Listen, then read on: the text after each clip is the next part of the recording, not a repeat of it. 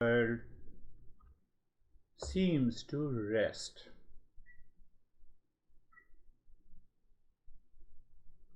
So what happens when they seem to rest, my friend? It means the sense organs, first, all the objects merge into the sense organ, and that is a point of awareness. And the sense organ merges into the mind. When the sense organ merges into the mind, that awareness is required in order to be a seeker, the highest level of a seeker. Understand one more point before we go. Listening and learning by a teacher prepares you for the higher journey. Repeat listening and learning with contemplation and reflection settles you into that journey. It gives you a new level of awareness by which we start thinking, speaking, and acting in our daily life. Our behavior and attitude changes. So in that state of being comfortable, I will translate that verse, what the journey looks like. Satasangatve nisasangatvam. Allow these simple tips to settle in your mind. So listening and learning from a teacher, followed by repeat listening and contemplation and reflection. First change comes. What is that change? A sense of detachment. Not getting too much excited with the things in the world because the pleasure is not there. So it is a sense of indifference, it's not sadness. It is clarity and conviction. And when we continue the journey, it results into a sense of dispassion. Listening, learning, contemplation, reflection, repeat practice. First result, a sense of detachment. In that sense of detachment, the mind stops wandering. It does not give a weightage and the value to a pleasure-seeking mind. And that is the reason the mind calms down. And it results into a sense of dispassion. When you are in the state of dispassion, we continue the journey. What happens? The mind tends to behave naturally. Miss Universe, then what? Mind says, then what? Mind craves for some pleasure and it holds back. Then what? Pleasure is not there. You instantly recognize. So that sense of natural working of the mind helps us to become a seeker to continue the journey.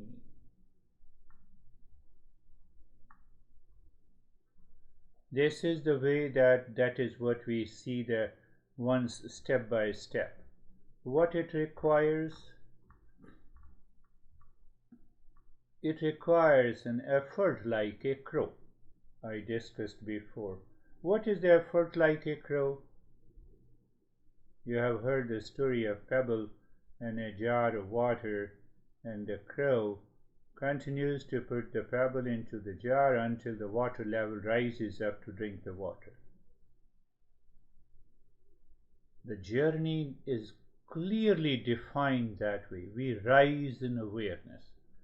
We leave those pebbles of unconsciousness, unconscious habits and attitude and behavior and attachment and pleasure-seeking mind, and the water level means that rise in awareness. With a higher awareness, we see, we think, we speak and act.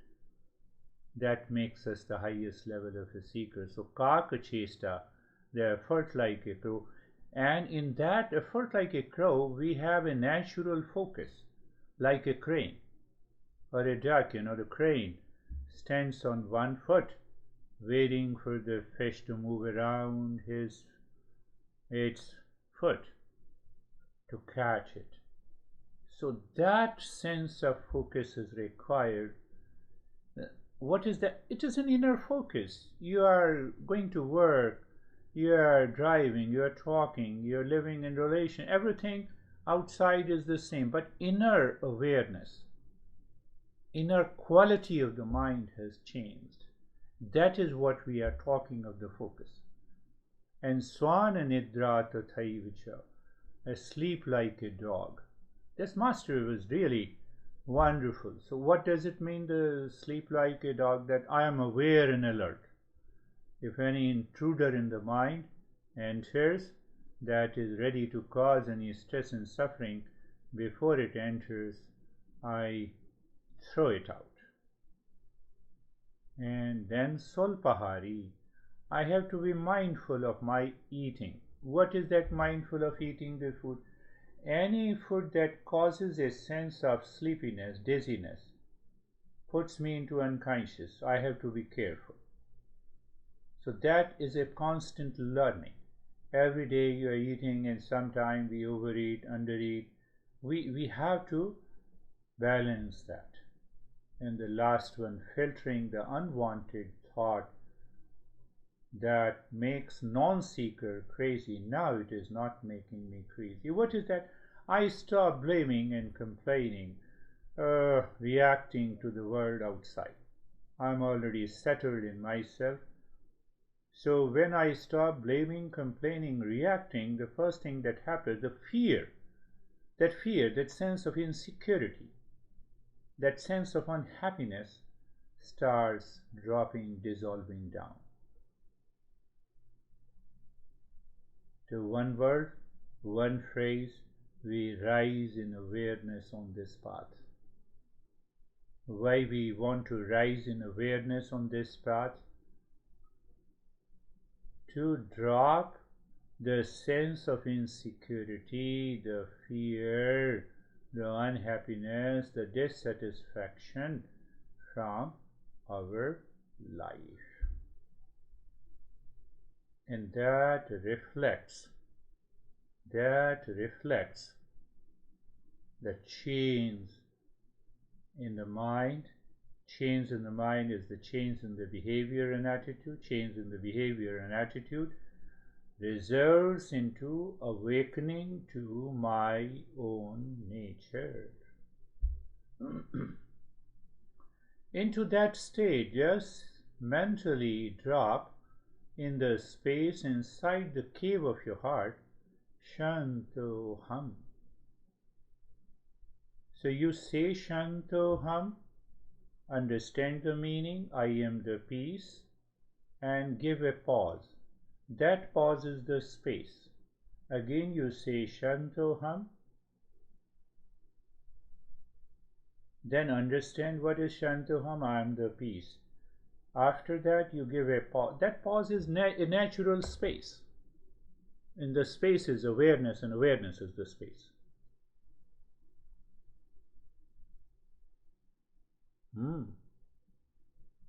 Continue.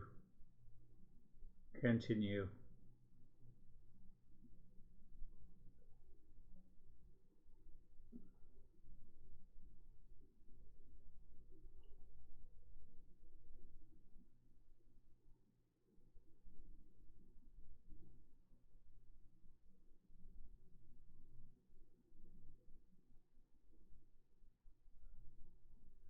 Shantoham, Shantoham, Shantoham.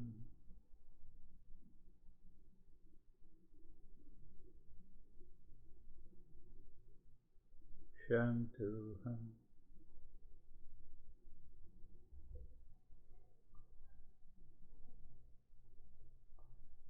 Shantoham. Check. Become aware. When you're dropping Shantoham, other thought also enters into the mind. They are unwanted thoughts, so you recognize them. But you don't pay attention to them. Why you don't pay attention? Because it is the result of the detachment and the dispassion. So they come and go. But your journey continues on the Shantoham, space, Shantoham, space, Shantoham, space. When the mind is tuned to that awareness, what is that awareness? It is always available. But we forget at the times we have a fear and insecurity. You know, what do you say? It is available. What do you mean? You're driving a car. You're listening to the music. But there is constant awareness and alertness on your driving. As if it is in the background, but you're still listening to the music, you're talking to people, sometimes we eat and drink. That in new awareness we are awakened to. My friends, that is required to become the higher level of a seeker. Because we have to use that awareness in treating the path of the Eastern wisdom. How it comes? Listening and learning by a teacher according to the tradition that prepares you for the path, and repeat listening and learning with a contemplation, reflection, and the practice helps you to settle down into that awareness.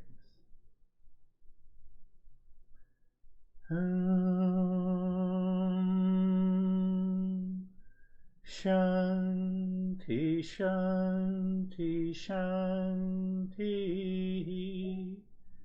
Om Shanti, Shanti, Shanti. Om Shanti, Shanti, Shanti. Bring your mind on the right hand, your mind on the left hand. Lift your both the palms, place it on your eyes, open the eyes inside the palms. Know your experiences, bring the hands down. How do you feel now, my friend?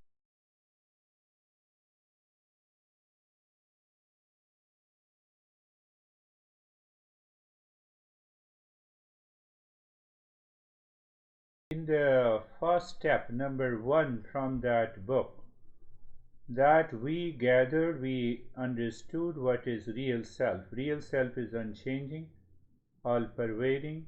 It is one consciousness. It is one reality. But the mind raises lot of doubts. What is the doubt? How can you say it is one consciousness? I'm conscious, you are conscious. So there are already two people. So it means there are two consciousnesses. So we have to remove that doubt. Not only two, there are 8 billion people. So 8 billion consciousnesses. No, there are more than 8.4 million living species. So how to resolve that doubt? That is why we have to undertake the journey to remove all the doubt and the confusion. But then the step number 2 is that how to think, speak, and act in our daily life. That is extremely important. The step number 2. Why? All our actions defines my life, my behavior, my attitude in the society, with friends, with relations. My action, the way I think, the way I speak, the way I act, it means the way I express myself. So action, every action represents my personality, not outside but also inside. I may be hiding a lot of things. What happens, I cannot hide my face expression, my eyes. And even when I try to be very clever in my dealings with the people, that cleverness is exposed because something going on in my mind. That is how you say, oh, I met this friend, now I see his changed behavior and attitude. Now he is no longer my friend, so I have to keep a distance. Perhaps you told me the story that what happens, I was crazy I felt that he is a good friend of mine, but now he's, because how do you know? The action is being expressed as a behavior and the attitude and the responses. So the step 2 is very important. That is what we say the karma yoga. Karma means action. Yoga means a mental state and the attitude by which we think, we speak and act.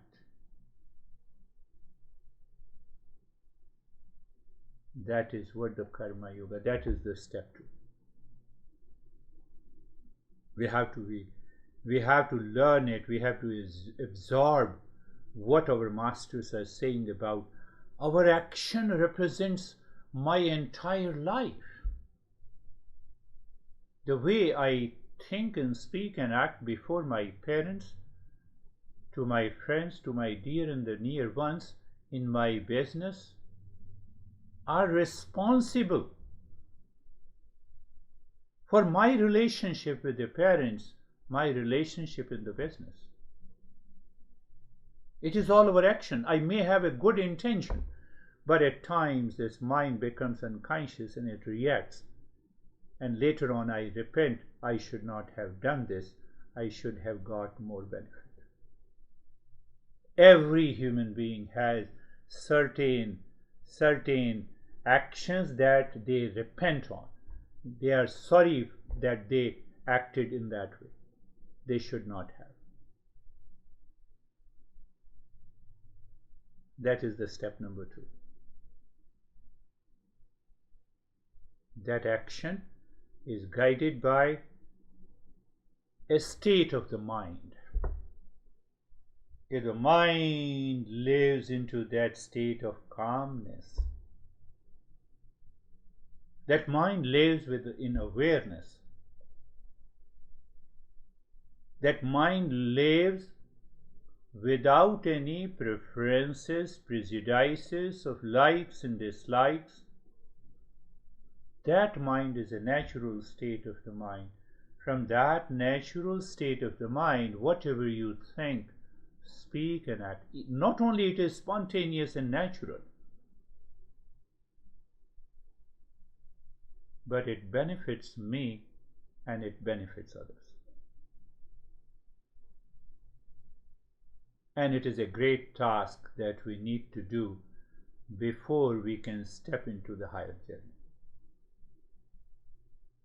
Why? Since the time we wake up until we sleep, we think, we speak and act. Even you are alone in your house, and there is a mood swing, then your thought pattern changes. You lie down on the bed as if you are the Romeo in this world. Mood swing. I get upset. No, I feel upset on myself. I become bored by myself. Do you become bored by yourself? Yes, sometimes. So if you become bored by yourself, you can bore everyone. I have to find out what is the reason. If I become bored by myself, then I am the best candidate to bore anyone. So that comes from the state of the mind behind my thought, speech and action. Are you understanding that point? I think I am. I don't know. I think I am and I don't know. That is a state of the... I don't understand that point.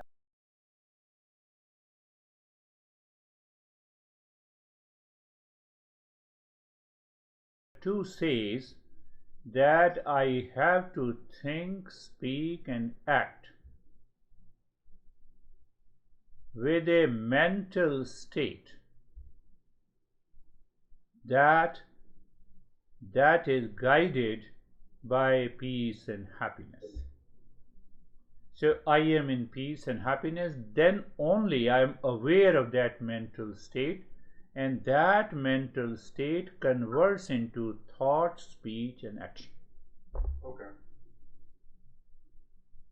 I meet you and the mental state behind carries the past impression. You told me that I am crazy. So that sense of craziness is now burning deep inside as a mental state. From that state, I am thinking, speaking, and acting. My all thought, speech, and action will be focused on that wrong notion. That is what I am trying to speak. I understand. That is what the Karma Yoga says. Karma Yoga says that your thought, your speech, and action, more than that, your mental state behind that thought, speech, and action is important.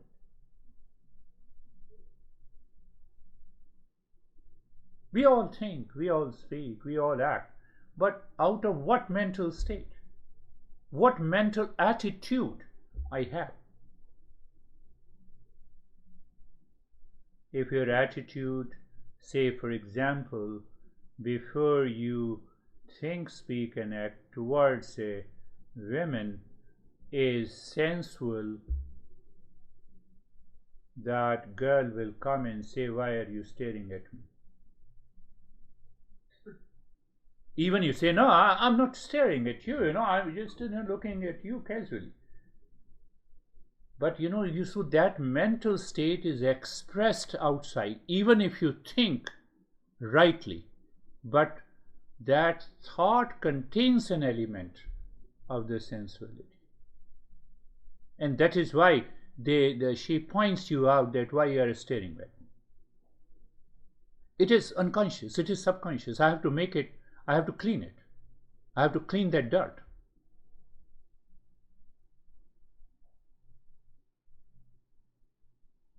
That is the step number 2. I have written briefly, but it becomes challenging that if we are the highest level of a seeker, we can easily understand. So that is known as the Karma Yoga. Karma means action.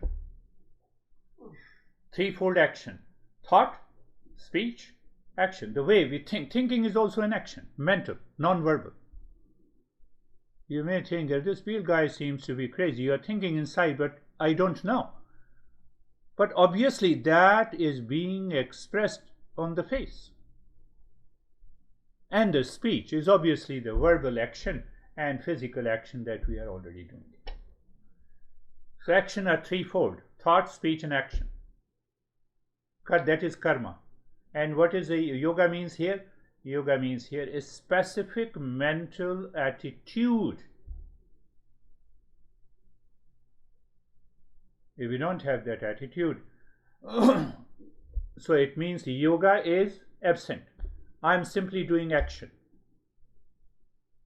So that action is guided by the unconscious mind, past impression, my fears, my anxiety, my duality, my conflict. And people come to know. People realize this.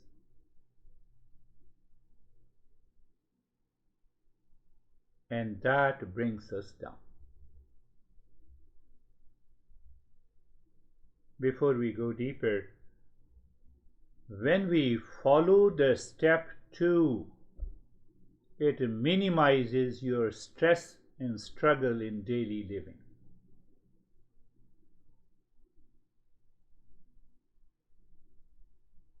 Every day every night you have a sound sleep, because that attitude has changed. If we follow the step number 2.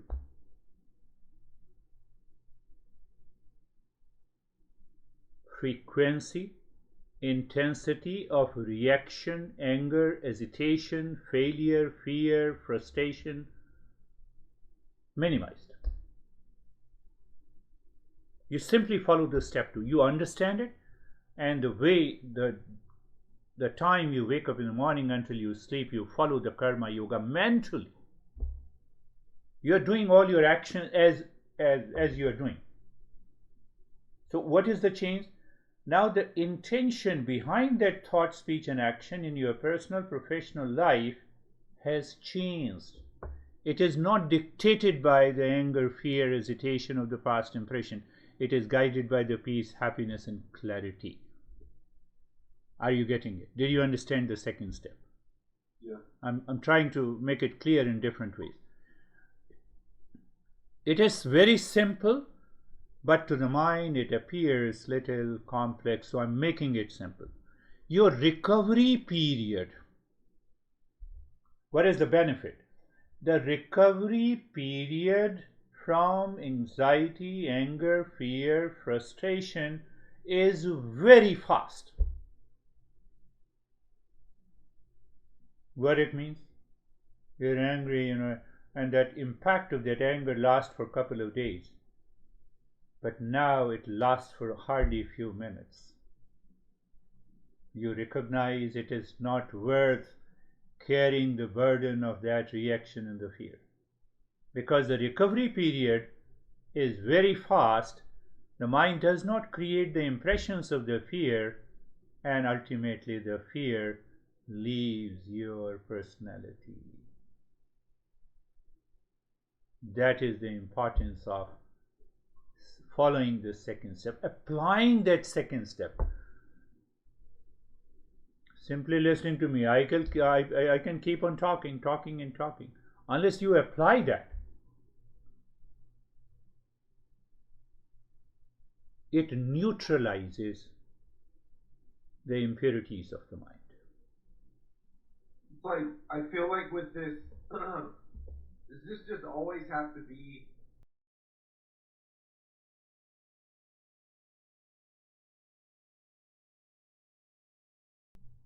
That is the second step. As you follow the second step, it becomes so much natural to your daily living, then we can move to the step number 3. We forget it. Now it's a part of my life. You are always concerned if you don't have a driving license. Until then you say, okay, I have to drive, I have to learn this, these principles, these rules, and these. Now I have read the book on driving, and I have passed the examination, but still I am little bit conscious of driving. Now do you still remember? When you start driving, you know the rules of the road. Yeah. So it is not that only the step 2 you have to do it. We have to cover the 40 steps. So once the step 2 is followed, understood, the knowledge settles in my mind, I need not to remember because I'm already living into that. You got it? That's a beautiful question. You asked me a good question, and that's a simple answer. Now you never think, what will happen? How can I drive? You just pick up the key and you just start and you say, no, let us drive. Yeah. So that is that difference, that gap we have to bridge. Yeah. So once the gap is bridged, you are free. You are free. So it means the step number 2 is totally absorbed by the mind as just a daily affair. But that daily affair has changed your behavior and attitude and your expression. Now you don't rely on creating a first impression by thought, speech, and action. You rely more on the mental state and the mental attitude behind the thought, speech, and action. What happens? You build up a good relationship. You are naturally investing in relationship. I have students who met me, Maria, in the Spain when I was in Indonesia. I was a diplomat there, and in Indian. So she met me in 1993. She returns again. Now she is in Spain, Barcelona. A couple of years back I visited her. 1993, can you see? 30 years back. It is because of that intention you clear that mental state behind your thought, speech, and action. That creates such an impression that keeps your mind free. it neutralizes all the impurities of the mind anytime, anywhere in your personal, professional, and social life. That is why the master says step 2 is very important. But what it does, I told you a couple of benefits. This karma yoga tunes you with the existence. You discover being a consumer of this entire world is being selfish, is being egoistic, that accumulates lot of impurities in the mind. Karma Yoga says, instead of a consumer, I have to become a contributor to the existence. I'm always a consumer. You love someone, why? Because you are attached. Why you are attached? Maybe because of sensuality, because of your emotional sense of belongingness, because of your emotional bonding.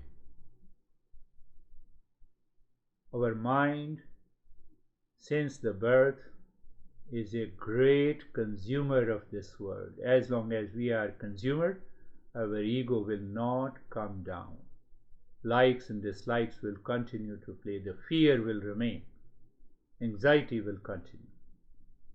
So that mental state and the mental attitude, not being the consumer, I am a contributor. So when you are a contributor, you connect consciously. You have no fear because you want to contribute. When you are a consumer, whether I can consume or not, I have a fear.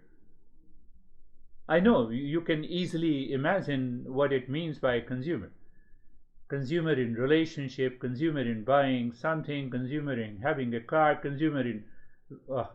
I'm consumer all the time.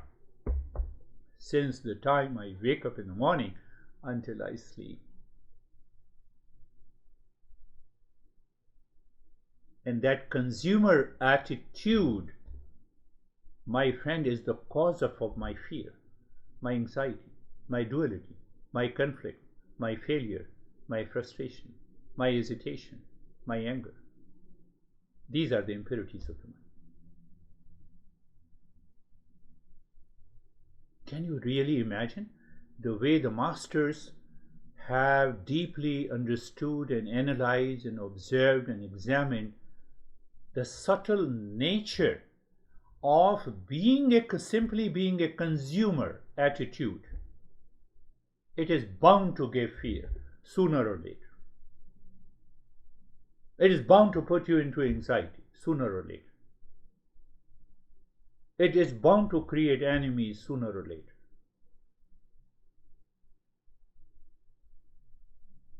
It is bound to react sooner or later.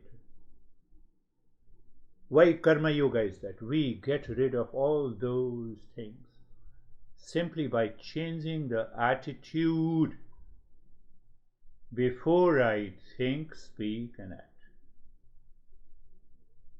Are you getting a feel of the step number 2? Yeah. So what it means now, put it in a very simple way after explaining. Karma means the right, proper, and good action. Yoga means the right, proper, and good attitude in the mind. I have to live. Live means action. Action is life. Life is action. I cannot get rid of that action. As long as I live, I have to act. And that act is nothing but the thought, speech, and action. So there are two parts. Action is right, good, and proper, and attitude is also inside the mind is right, good, and proper. What we do normally, that we try to rationalize our thought, speech, and action is right, good, and proper, but our attitude is not, and that creates a conflict.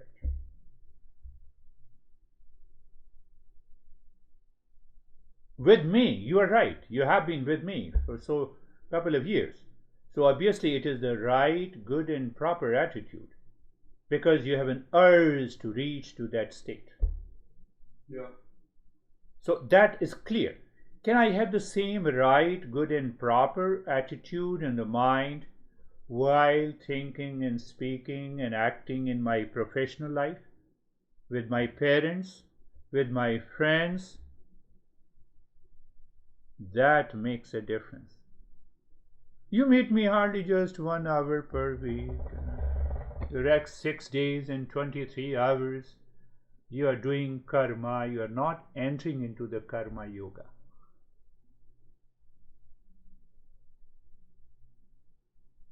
And if you are doing a repeat learning and listening, obviously, then you are doing a couple of more hours. But think of this.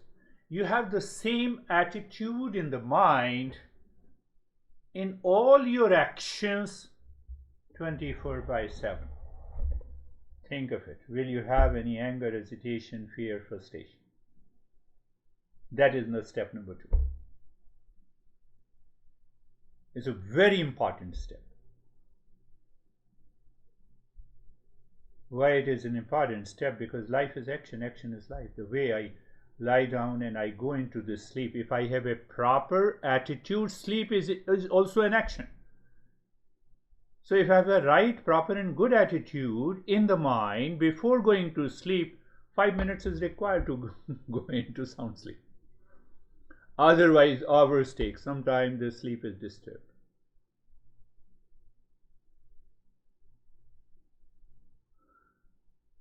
It becomes difficult to say I love you if my mind imagines about a girl or a boy. Why it becomes difficult?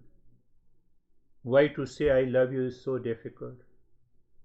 Because there is no right, good and proper mental attitude. Sometimes it is guided by the sensuality. Sometimes I imagine, oh, it gives me a sense of emotional belongingness. Well, because, she's talking very softly and gently. But as you go closer, you find the first impression is the wrong impression. But why I realize it late? Step 2 comes. Because I don't have that right, proper and good mental attitude by which I approach people, by which I act, by which I think. Are you getting a feel of it? I'm stressing that point so that it totally absorbs into your mind, so that you are motivated, you are inspired. Oh, what to do, how to do it. No one sends me. I've been telling you again that now see the importance of the karma yoga. Karma, you understood? Right, proper, good. On one side it is attitude inside the mind, on the other side it is an action.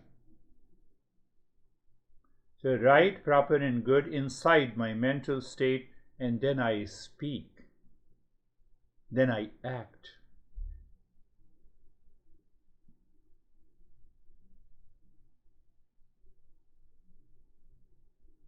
You came with your friend.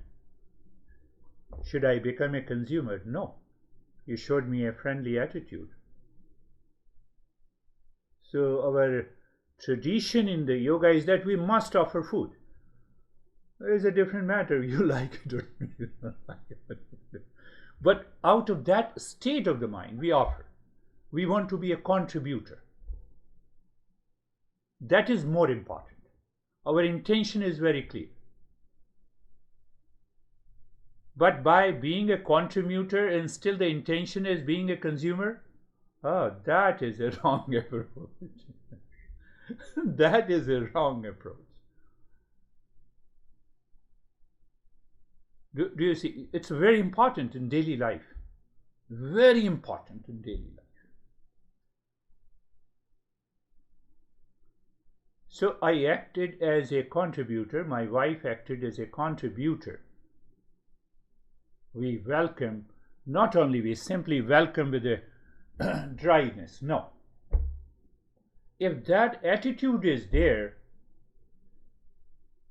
all the time, the life changes. Anxiety drops down. It minimizes the stress and struggle.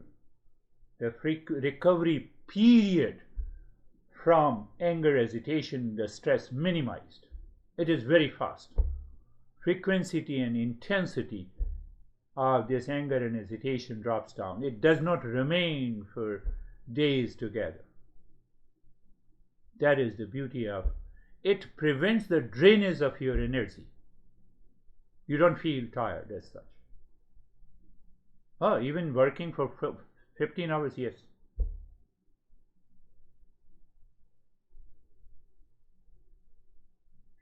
So if you have understood that karma yoga, my friend, then you should also, you can easily answer. No one sends text, SMS or email to get into anxiety or react or fight when I meet you. But when I meet you, anger, agitation and the stress are manifested. How? Why? Because of that attitude. Even if I'm speaking softly, but your mind reacts. No, do this, do this, do that. You might have done that a couple of times in different situations. Step number 2 changes that attitude. So we recognize behind that thought, speech and action, it is the unconscious repressed material accumulated as our experiences in the past triggers the thought, speech and action towards people, relationship and working. So we don't allow those reactions. We have a proper right and good attitude in the mind before we think, speak and act. Our behavior and attitude changes, personality changes. Step number 2 is extremely important. One-liner master says it purifies your mind. It's a great purifier. It's a great purifier. One example, instead of a consumer, I become a contributor. I connect you consciously inside, whether you connect to me or not. It doesn't matter. The moment I connect to you consciously, I want to contribute. My intention is to give you more than consuming. It touches your heart. But if I remain as a consumer, I love you and I am a consumer, it doesn't touch. You have to examine that is what happened in your life, that incident. Our incident, every incident defines I am a consumer or a contributor in my life. Every time when the degree and intensity of being a consumer is very high, frustration, anger, agitation reserve.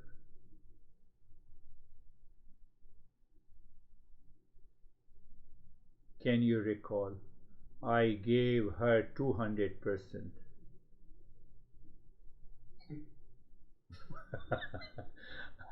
I'm helping you to get rid of those experiences by understanding.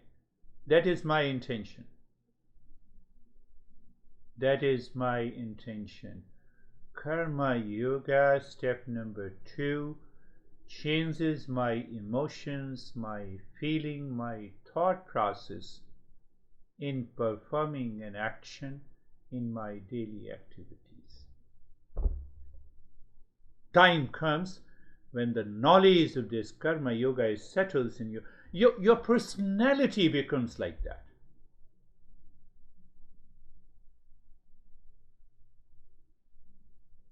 You are a contributor when you are communicating to your parents. You are a contributor when you are doing your business. You are a contributor when you are living in a relationship. You are a contributor Even in taking care of the house, you are a contributor. In taking care of the car, you are a contributor at every action in your life that changes the entire perspective of your life. Step 2 is very important. It is more internal than external. In US, we teach first impression is the last impression. So you can change your first impression. You can have, 50,000 watch in your hand. Oh, first impression. He seems to be a rich guy. Nobody knows that you borrowed the watch from your friend. You rent a suit from what is that? Jose Bank? That is what the first impression is. I shaved clean, I put a lot of fragrances. But there is no mental attitude. You'll be exposed. Don't worry, you'll be exposed sooner or later. It will make you frustrated. Step 2 teaches something totally different, out of the box. It says have a strong foundation inside your head. Such a strong foundation of your attitude that your attitude reflects you are a contributor, you are a giver. In that giving you are enjoying. Not you are enjoying by consuming. You become a consumer of the sugar, then you are addicted to a sugar, and the time comes now sugar becomes a poison. So as long as I am a consumer, I am entering into the poison field. The mind says, Master says, from inside, my mental attitude should be of a contributor, a giver. Giver of what? Giver emotionally, physically, mentally, intellectually, socially. That is an element of religion. Religion says, do this, don't do this. But we do not understand that. So that's why majority of the people have left the organized religion. They don't know. Even the priest does not know it.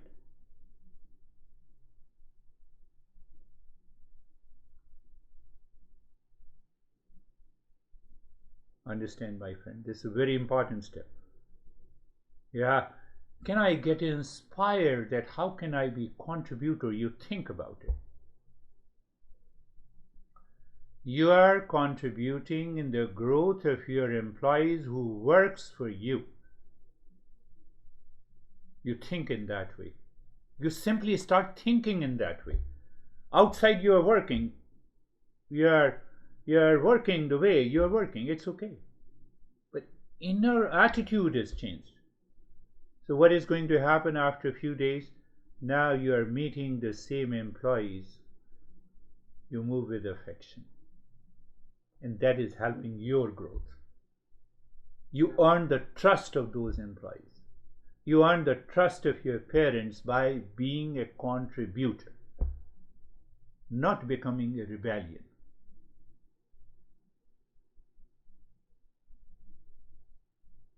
Same way. You find any soulmate, doesn't matter, but you remain as a contributor.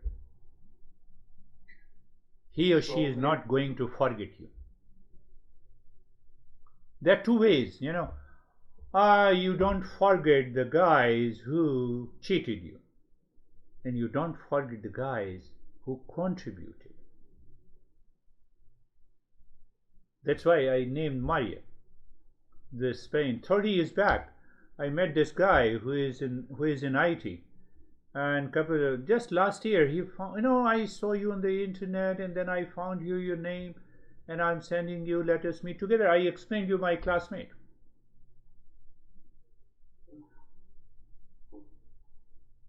Are you a contributor? Are you a giver? Mentally, emotionally, with a feeling of belongingness.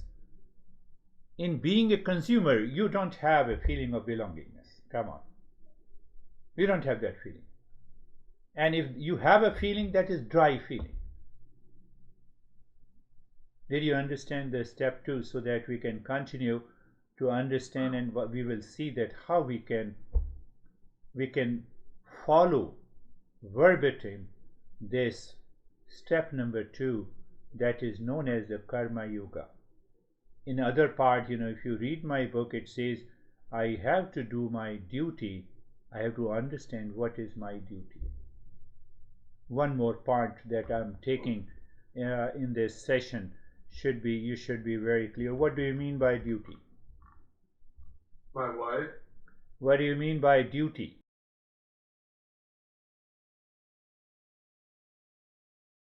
Duty means what I owe to the existence.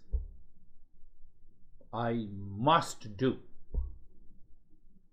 If I don't do what I owe to the existence, I commit sin. If I do what I owe to the existence, I am earning merits. What do you owe to existence? Wonderful. I know that question is coming. That question definitely is coming.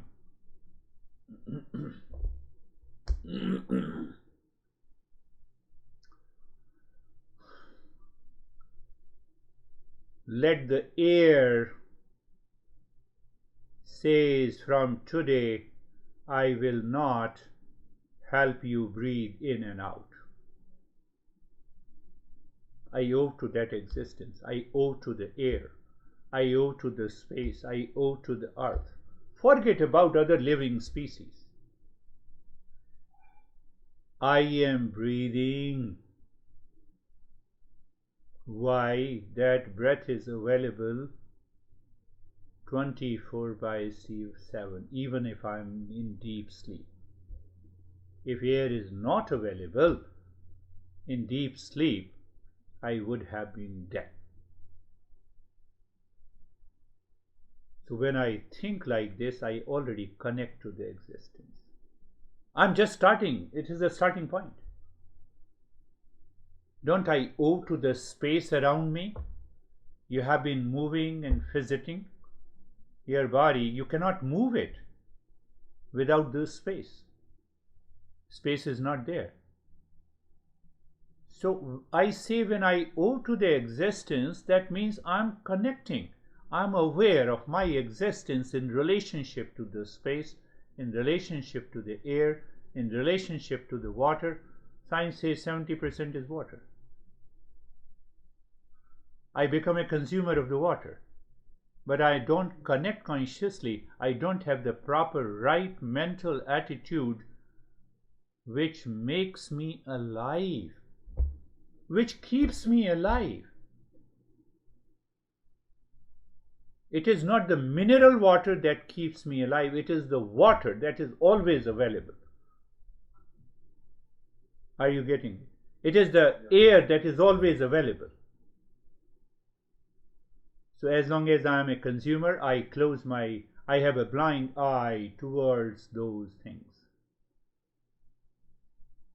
What I owe. Let us move to the next step, what I owe. Don't I owe anything to my parents? Why the mother kept me 9 months in her womb? Oh, that was her selfish action. Okay, so she should have aborted.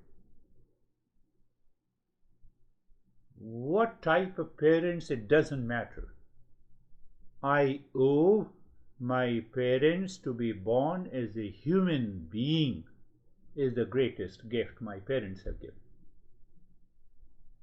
I owe to my parents. And how I repay? By being a contributor, by a giver of love and affection, by not getting upset what they say. You do whatever you want to do.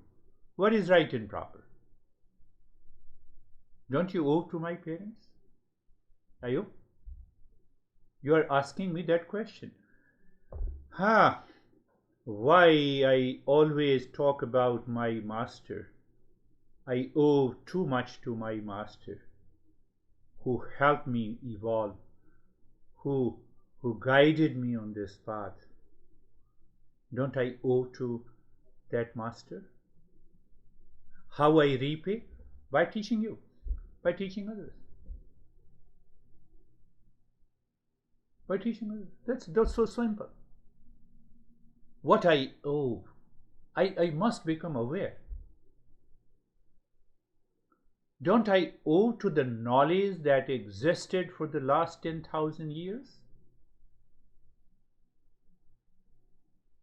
Can I carry forward that? I owe to those masters.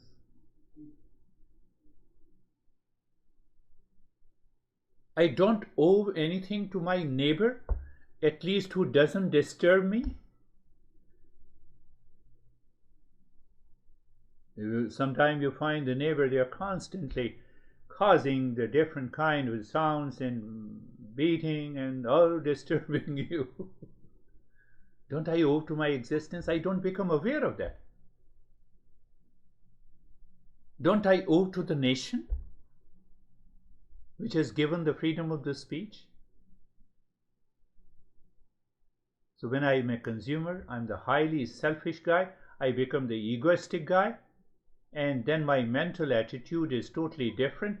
That causes the anxiety, fear, and the frustration. Are you understanding that point? Yeah. I owe too much. I'm an insignificant part of the entire existence. If I want to realize that real self which is all pervading, I have to connect myself. I have to drop being a consumer. I have to become a contributor consciously.